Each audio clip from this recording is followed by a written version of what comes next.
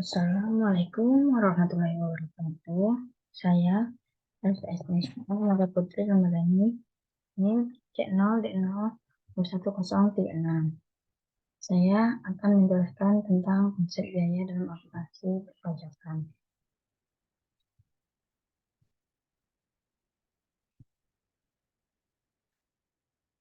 Biaya menurut Undang-Undang Perpajakan.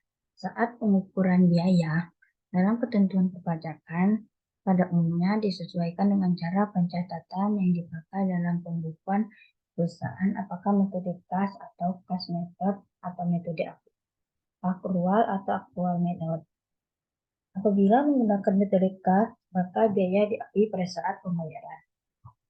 Sedangkan bagi perusahaan yang menggunakan metode akrual, maka biaya diakui pada saat berutangnya tanpa memperhatikan pembayaran.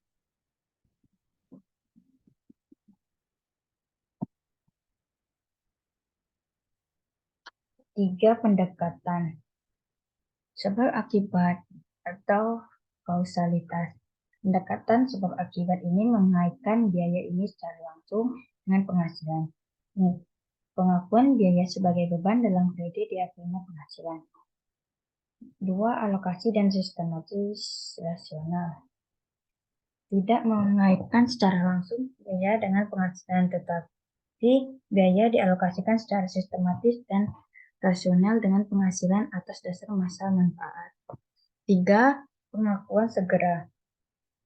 Biaya yang dapat dikaitkan dengan penghasilan melalui pendekatan ke-1 atau pendekatan ke-2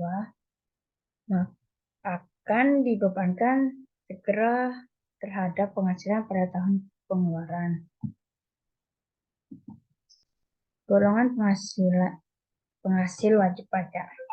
Beban atau biaya yang mempunyai masa manfaat tidak lebih dari 1 tahun. Beban yang mempunyai masa manfaat tidak lebih dari 1 tahun merupakan biaya pada tahun yang bersangkutan. Misalnya, gaji, biaya administrasi dan bunga, biaya rutin pengolahan limbah, dan sebagainya.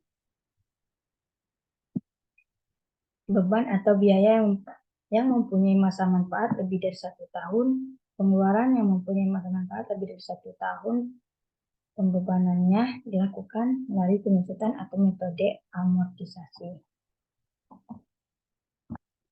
Tujuan perpajakan untuk tujuan perpajakan yaitu atas dasar pertimbangan penerimaan dan pengaruh sosial ekonomi, tidak seluruh biaya dapat dikurangkan terhadap penghasilan, sehingga apabila dibandingkan komponen biaya menurut akuntansi amorsial dapat dikoreksi yang mempengaruhi penghasilan.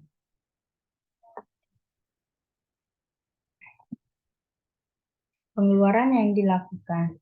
Pengeluaran yang dapat dibebankan sebagai biaya atau deductible expenses.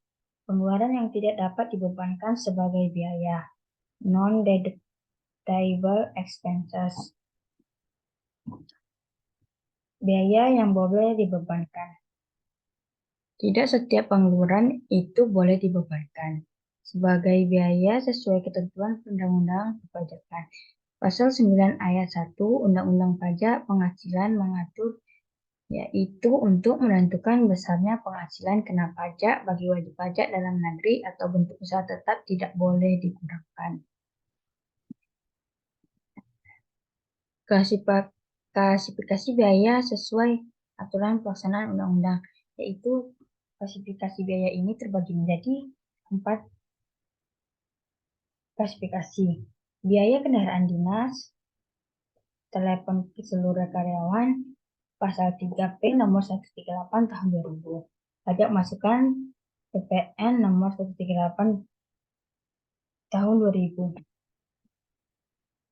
Kompensasi kerugian.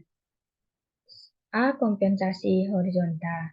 Kompensasi ini diterapkan apabila wajib pajak dalam tahun pajak yang bersamaan memperhitungkan kompensasinya antara penghasilan suatu bidang usaha dengan kerugian dan bidang usaha lainnya. B. Kompensasi vertikal. Dalam kompensasi vertikal ini dilakukan yaitu dengan jalan wajib pajak mengompensasikan penghasilan suatu tahun pajak dengan kerugian tahun sebelumnya. Pada Undang-Undang Pajak, penghasilan menganut kompensasi vertikal. Kompensasi kerugian dalam rangka pengampunan pajak. Dengan telah diterbitkannya Peraturan Menteri Keuangan Nomor 118 PMK 03/2016 tentang pelaksanaan Undang-Undang Nomor 11 Tahun 2016 tentang pengampunan pajak.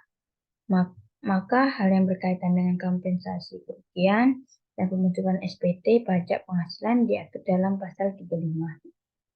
1. Kompensasi kerugian fiskal. Dalam SPT atas jenis pajak penghasilan untuk bagian tahun pajak atau tahun pajak sampai dengan akhir tahun pajak sebelumnya. 2. Pembetulan SPT pajak penghasilan untuk masa pajak, bagian tahun pajak atau tahun pajak sampai dengan akhir tahun pajak terakhir. Terima kasih. Sekian yang dapat saya sampaikan tentang materi konsep biaya dalam akuntansi perpajakan. Saya akhiri. Wassalamualaikum warahmatullahi wabarakatuh.